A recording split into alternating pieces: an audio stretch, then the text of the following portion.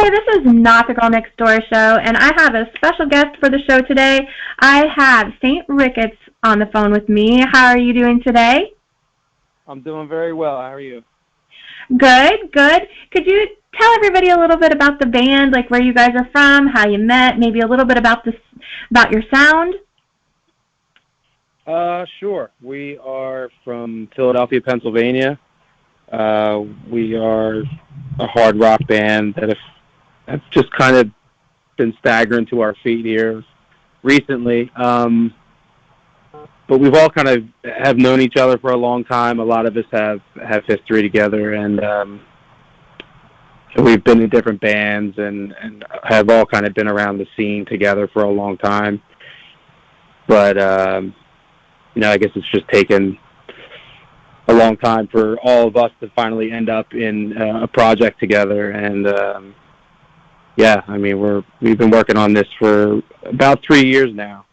We started writing music together about 3 years ago. So things are finally just starting to come to fruition a little bit. And, it's something that we're all really excited about. So as a band, who are some of your musical influences that kind of maybe help shape the sound of who you guys are as a band? Oh, wow. We got asked this question not too long ago, and it's actually a tough answer. That we have so many different influences musically, anything from like older classic rock to newer pop to death metal. I mean, most of us are kind of in the metal genre. We've all been in metal or hard rock bands when we were younger and stuff like that. And I think we've kind of maybe just matured a little bit. But yeah, I mean, our influences are all over the place. You can hear some grunge in there. You can hear some metal in there for sure, and some different genres. But I mean, basically, what we're kind of putting together is it's hard rock. I mean, it has a little bit of metal to it, and there are some tracks that might bite you a little bit, but it's nothing too crazy. Well, the first song that I latched onto first, I love all your music, but the first song that I latched onto that I thought personally fit the show and, fit the vibe that I present was The Catalyst. Can you tell us a little bit about that song, maybe what the song's about or what you want the song to convey, and maybe a little bit about how it is making music as a band? Like, do you guys have one writer, or is it a collab? Do you guys sit down and decide to write? Tell us about the process and, talk about the song. So The Catalyst is an older song that had been around for a while, and I think we all kind of took a piece of that and kind of molded it into what it is now. As far as our writing styles, I think a lot of us have different writing styles. John, who's the other guitar player, him and I think, write a little differently than the rest of the guys in the band. I think a lot of us coming together is more off of the cuff and, just what kind of sounds good to your ear maybe. And I think some of the other members are a little more methodical and maybe use some, I guess it would be better structured or I don't even know what the right word is. Maybe theory. Okay. Some music theory behind it, and then so that's kind of how we kind of come up with stuff, and then we'll beat it into each other's heads for a while, and we're pretty harsh on each other as far as I guess we're critical. Let's just say that. Is that a good thing? Is that a good thing, like constructive criticism critical? Or is that like, you guys want to rip each other's eyes out kind of critical? No. Well, I mean, any band member will tell you, you're going to argue with your bandmates more than you probably will with your family members. But, it's the way we look at it is, if we're not I mean, I'm not being overcritical. I'm not just trying to be an asshole just to be an asshole, but we just want to put out the best stuff that we can. So we just want to make sure, like, when something is put on the table, we want to make sure that whatever the end result of that is going to be the best thing that we can put forward. So we're pretty tough on each other, and there's a lot of things that there's been a lot of songs and a lot of skeleton tracks that have been tossed around and have been thrown out. I mean, we've thrown out a ton of material just because we didn't believe it was the best thing we could do. So, and yeah, I mean, it sucks sometimes because you'll write a song. I mean, sometimes we bring entire songs to the table and they get scrapped, and you're like, fuck, man, I spent all weekend like piecing this song together and recording it at my house, and then 3 out of the 4 guys hate it, and you're like, fuck, what a waste of time. But that's just the way it is, and you have to be that kind of honest with each other. I mean, you can't bullshit each other.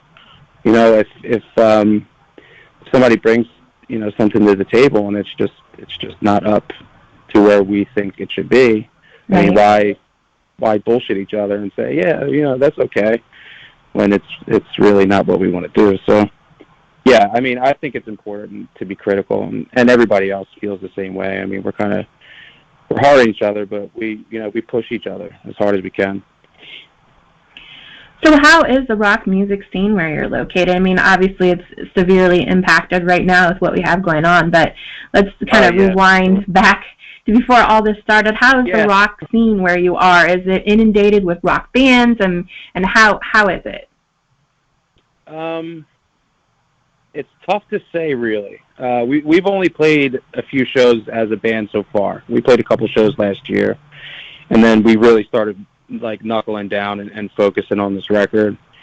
But it's tough because, I mean, we were kind of not removed from the scene for a while, but we weren't like really in it in the past like 5 or so years. And just from my experience, like, I think as far as what we're doing, I don't think there's much out there. I mean, it seems like there's a ton of, especially in Philly, there's a lot of metal bands. There's a ton of punk bands in Philly now. But as far as, just kind of straight hard rock, it's tough to find, I think. I think it's kind of tough to find like-minded, bands that are kind of putting anything out that we're doing. Right. I don't see much of it, and I'm not saying we're reinventing the wheel or anything, but yeah, I don't think there's as much hard rock in Philly right now as there used to be. So you guys did get to play some shows together last year. How was that, performing live? I mean, putting all your hard work and writing music and seeing it all go into play, and how was that, performing live at the shows that you guys did get to do together last year? It was cool. It was, we played a couple smaller venues around town, and it was interesting to see how it was going to be perceived, by strangers, because, like I said, I mean, we've been working on this stuff for like mostly 3 years, and right. When you're sitting in each other's houses, we all have home studios and stuff, and when you're sitting around everybody and you're all on the same page, they think what you're putting out is good, you really don't know how it's going to be perceived. And then right. You're listening to it over and over and over again while we're tracking, and we're doing vocals and all that type of stuff. You listen to that same song over and over and over, and you get ear fatigue, and you kind of get burnt out on it, and then you really start to question yourself, like, is this fucking song even good anymore? But yeah, the shows are really cool, and it was a big relief to kind of get them out into the public and play them live. And so like I said, we had been sitting on them for a good while, and after that first show, it was kind of like a weight off of our shoulders. It's like, all right, first show's out of the way. Like, right. Like, we got this now. Let's do it, the damn thing. Yeah. So that first show wasn't great, and we learned a lot from playing. It was the first time all of us had basically played live together and as a unit, and so yeah, from there it was just like, okay, let's knuckle down and let's get serious about this. Now, in contrast, and I guess in comparison, you guys did a live Facebook show. How did you feel that went? Was that the first live Facebook show you did? And for the time being, that's probably going to be the band's, all bands' current way to get their music out, which I love. I love Facebook live shows. I love it. It's kind of like those MTV days back when you were seeing like Unplugged. It's like honest and right. Unedited and unadulterated. How'd you guys like doing that? Because I watched it and I thought you guys sounded great. I thought it was really cool. I think we all had a really good time last night doing it. It was a blast. Like I said, if we're at a rehearsal space or we're just doing a regular show or tracking in the studio or anything, like we really try to keep it light and we have a good time, and we joke around a lot and we try to keep things light, even though we are serious about what we do. We try to not maybe take ourselves too seriously. So last night was a lot of fun. It was loose, and we just figured, because we were supposed to have a show on March 27th that got canceled.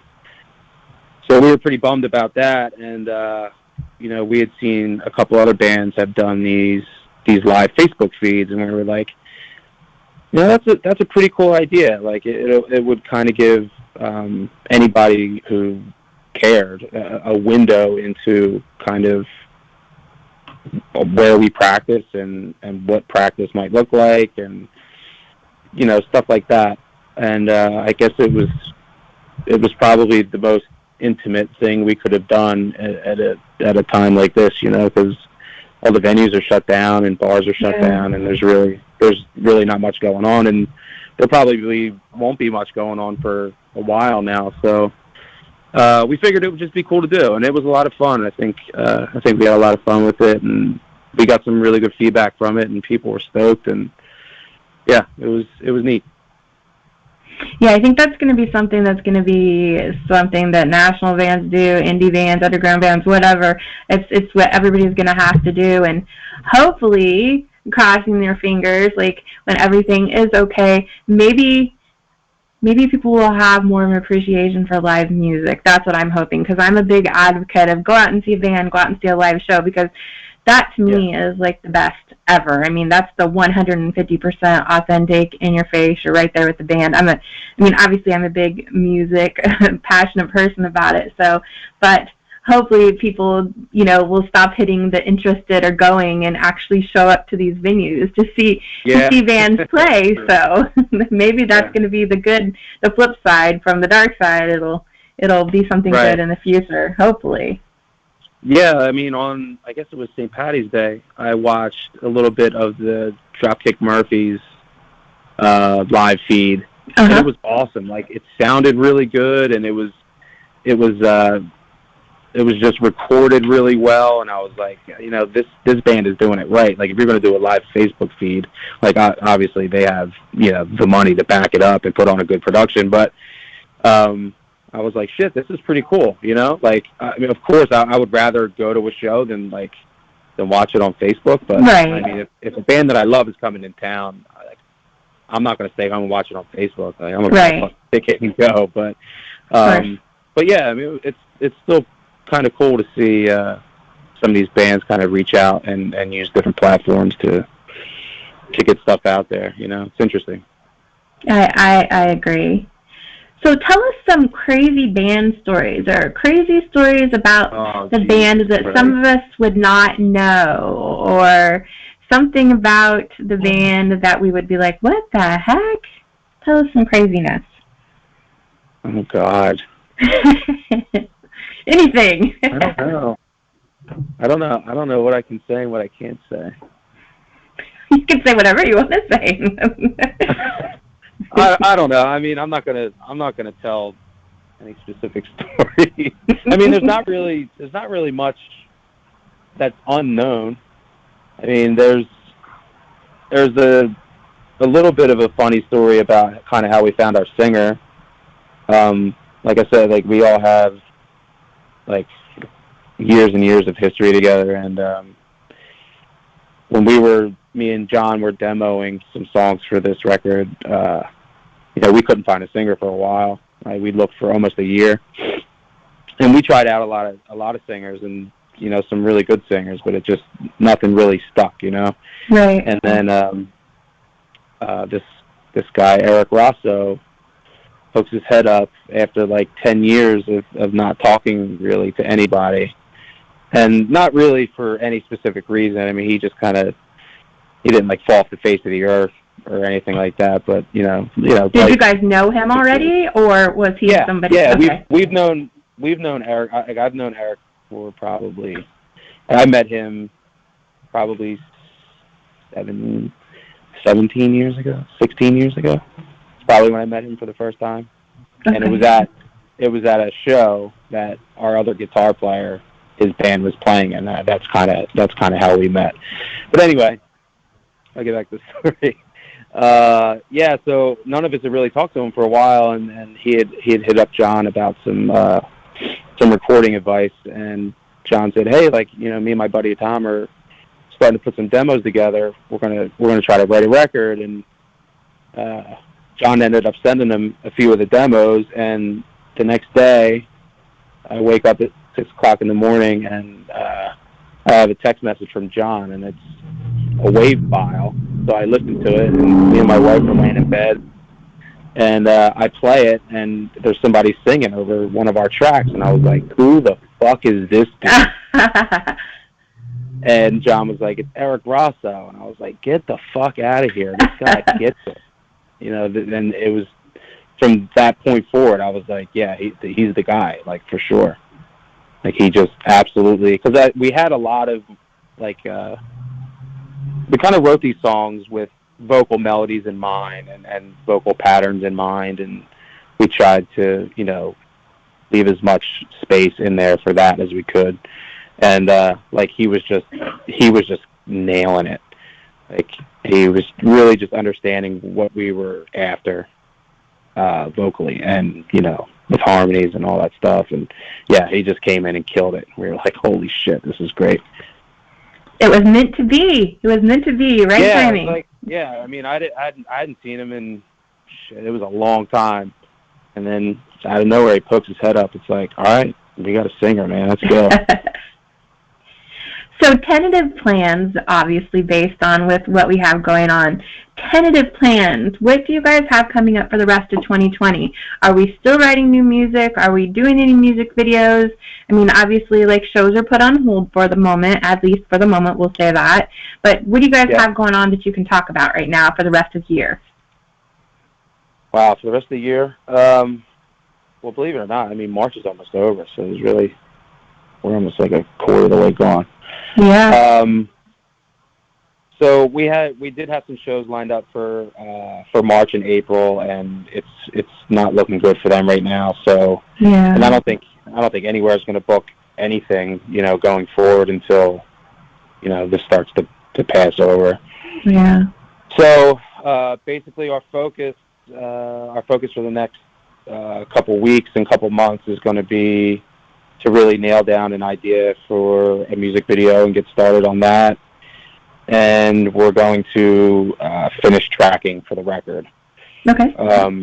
So right now, I think the record is most important, but also, we've also been kicking around ideas about a video, which we've been doing for a while now. We've been kicking around ideas, and we haven't been able to nail it down quite yet. But so yeah, we're gonna focus on the record as well, which is, I mean, it's primarily written. Everything is basically there, and there's a few more pieces we need. We need to tighten up some rhythm stuff, and but for the most part, it's there. So maybe a couple months, maybe early summer. That should be out for sure. And then maybe we could put out the video before then, or maybe shortly after the record comes out. But we'll see how that goes. But yeah, both of those things very soon, for sure. So this is the time when you plug your stuff. So where can people find the music that you have out now? Do you guys have merch? Do you have a website? Are you all over social media? Tell us about your stuff. Plug your band.